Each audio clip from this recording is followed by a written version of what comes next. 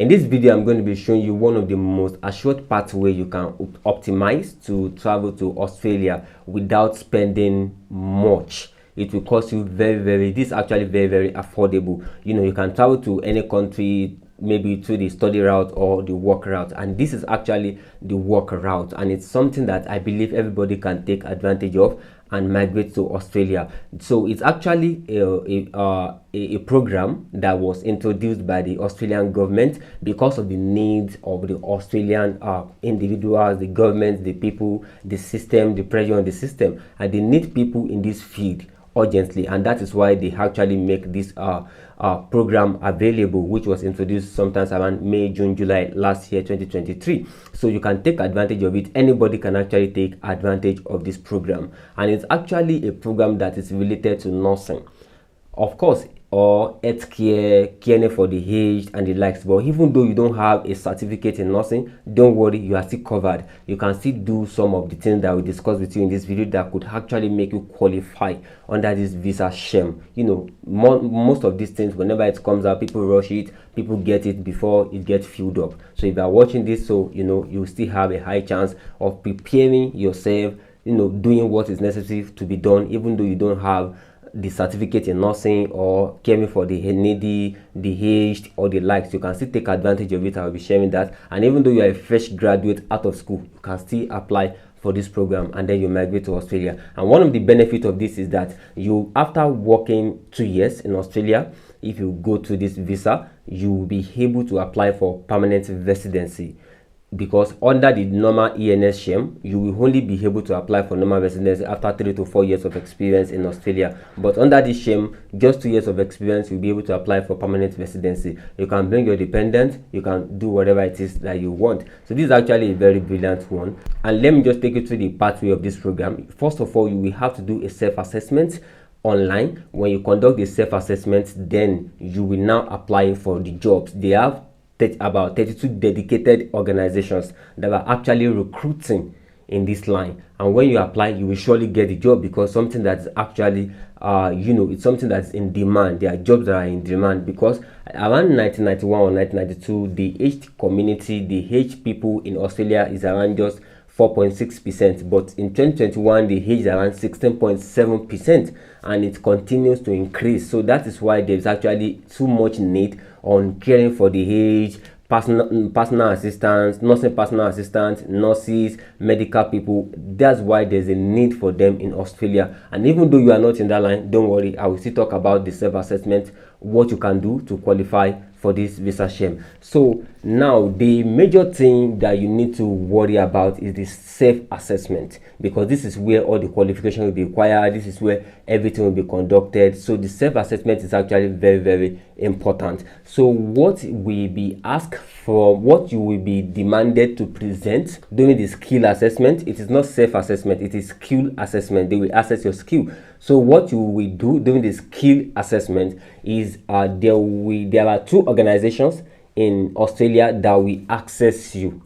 There are 2 organizations that will access you. We have the embark, the Australian Nursing and Midwifery Accreditation Council. They are the one, and we also have another one. If you want to do something like related to community, like maybe like support work in the community, you will go through, your skill will be accessed to the Community Association of Australia. So when either of these 2 organizations access you, and then you pass the assessment, then you'll be able to apply for a job and you will get the job. I will talk about the visa fee and the likes and everything you may need later on in the video. And so one of the requirements here, this is where the requirements comes in, which is actually, I said earlier, the self-assessment is the major thing. And if you are able to go through the process and then you pass, then you are good to go. So now we have 3 major things that are actually always needed.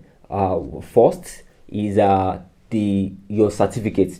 If you have a certificate, maybe a university degree in nursing, or maybe a medical degree and the likes, a degree, then you are qualified. You can apply with this. Even though you are a fresh graduate, you can actually apply without any experience, in as much as your degree is accepted. But even if you study in Australia, you don't need to do this assessment at all. Just apply to the jobs directly. I will still list the companies you can apply through. So when you actually have a degree, then you can apply. Or if you don't have a degree, there is something you can do, which brings us to the general public. You can also, go through a 6-month course. There are different courses offered by universities, UK universities online. You can take the courses. You may even apply. Some of these programs even have, some of them have opportunity for funding. You can apply for the funding and you get the program for free. And then when you get it for free, but even though the course is 6 months, there are 6-month courses that are accepted under this skill assessment.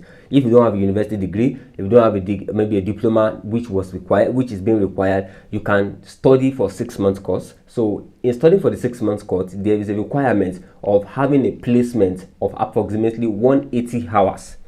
So you do a course that will give you an opportunity for placement. So the placement will serve as the experience. So you didn't spend many years in school, but you actually did a personal course for 6 months, but you need 180 hours. And aside from this, if you don't want to study a course, I think this actually gives room for the general public already.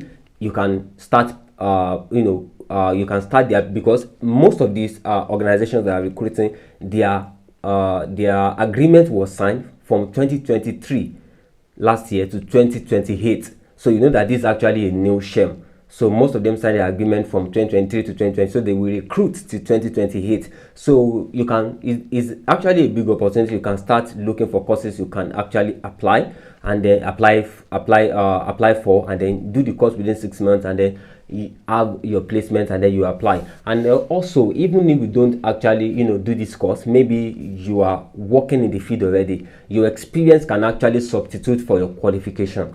So if in the past 5 years you have 12 months of relative experience full-time, in the past 5 years you have full-time 12 months of relative experience in the nursing field, caring for the aged, personal nursing assistant and the likes, you can also apply. Your experience serve as a qualification in this regard. So degree, coursework, or experience. So, and if you have the three, then that's also still a plus for you, but one of these three is actually what you need. And now, one of the things that will be used to confirm that we in the assessment process, one of the things that will be used is bank statements, maybe retirement insurance and the likes that have been provided by the company you worked for. So this is if you want to use experience. So your bank statement is actually very important, which will be used to confirm that you actually work in this place. Because when you do a background check about the company and the company check out, and then you have a payslip that link you with that company, so that's actually a good proof. And also, one thing about this is the IELTS requirement. So you don't need IELTS before you conduct the skill assessment. You can actually get your skill assessment, then when you qualify, when you get a job, that is when you can go for IELTS. But the IELTS requirement is actually very low. It's actually the general IELTS, which is and the requirement is 5.5. And if you are watching this video, I'm sure you can easily get 5.5 on your IELTS. And there are even some communities, like I think Western Australia, that they have age population wider, people from different communities who gather there in those regions. 4.5 could be accepted on your IELTS. So IELTS is not a problem. You can get the skill assessment without IELTS, and then after you get a job, you do your IELTS, which the requirements are actually very, very low. And then one thing I will also advise is do not use a fake document. If you actually use a fake document, you will actually be given a 5 years ban, depending on the circumstance, depending on how how critical it is. Do not use a fake document. Be careful about the documents you provide. The payslip, make sure it comes from the right source. You do not actually tamper with any of it. If whatever, just be open, because they will do a background check, so you don't want to submit anything fake in the process. So you want to be very, very careful about that. And then now there are different companies, about 32 of them, or even more than 32, who are currently recruiting if you get your skill assessment done, you pass, you can easily get employed by this organization. And we have different organizations like the Blue Cross Community Care, like the Cotton Heritage, Fremantle Italian Aged Care, and there are a lot of them, and all these companies are in the description below of this video. You can check them out. And then now coming to a little bit of the financial side, when you're talking about visa application for this type of visa, the visa application is around 1,175 Australian dollar, and then the assessment fee is an assessment fee.